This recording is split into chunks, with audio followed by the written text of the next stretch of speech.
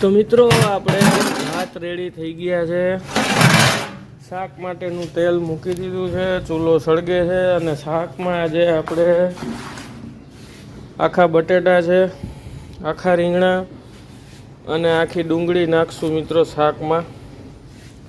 તો તેલ આવે આપણે ગરમ થાય એટલે વઘાર કરીએ છે એટલે નાખી દઈશું રાઈ, મેથી, જીરું, હિંગ।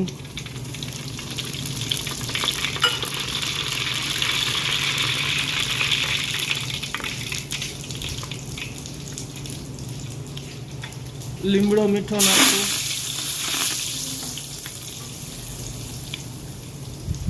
બટેટા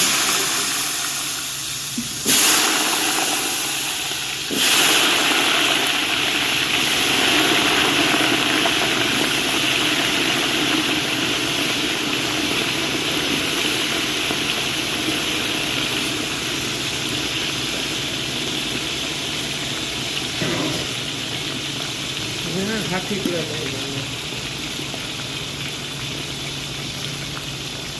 તો આખી ડુંગળી નાખી દઈશું।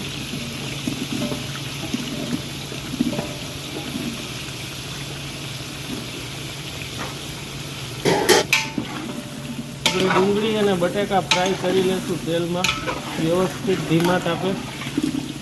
પછી આપણે રીંગણા નાખશું,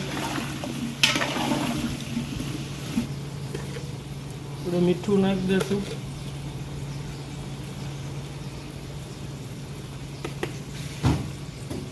હળદર નાખશું,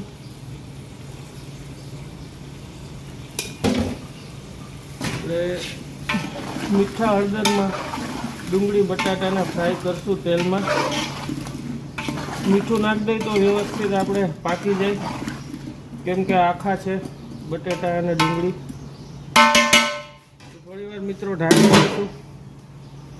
આપણે રીંગણા નાખી દીધા છે અને સારું એવું તેલમાં ફ્રાય થઈ ગયું છે। હવે આપણે નાખશું આમાં આદુ, લસણ અને મરચાંની પેસ્ટ। પહેલાં નાખી દઈએ તો મિત્રો નીચે બેસી જાય, એટલે આપણે પછી નાખશું।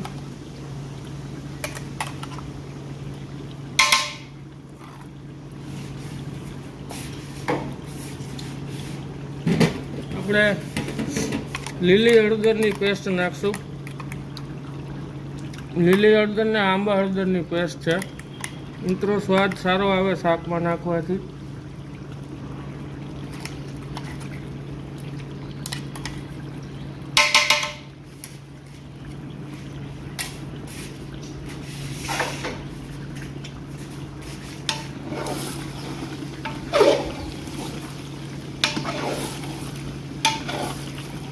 તો હવે આપણે મરચું પાવડર નાખી દઈશું,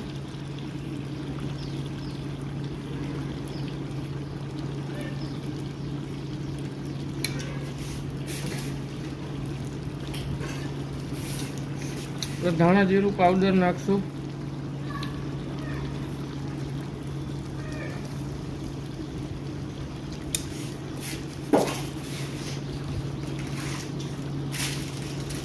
આપણે આખો મસાલો નથી નાખેલો તો થોડોક ગરમ મસાલો નાખશું।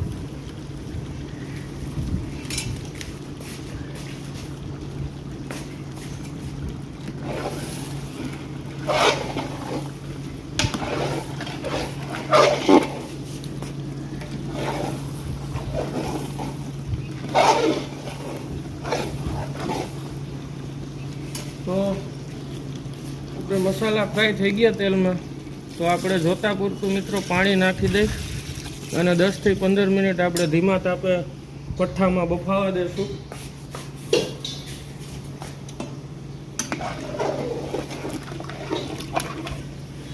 આપણે મરચાં હવે નાખી દઈશું, બાફેલા મરચાં સારા લાગે।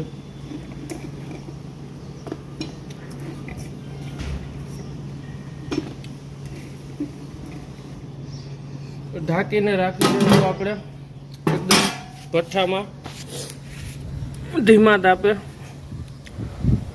તો જોઈએ આપણે મિત્રો શાક આપણું રીંગણા બટેટા ડુંગળી મરચાં સારી રીતે બફાઈ ગયું છે સારું એવું આપણે ફ્રેશ ધાણા ભાજી કોથમીર નાખી દીધી છે મિત્રો તો શિયાળાની શરૂઆત છે લીલી હળદર નાખીને આ શાક એકવાર બનાવીને જરૂર ટ્રાય કરજો વિડીયોને લાઇક શેર અને ચેનલને સબસ્ક્રાઈબ કરજો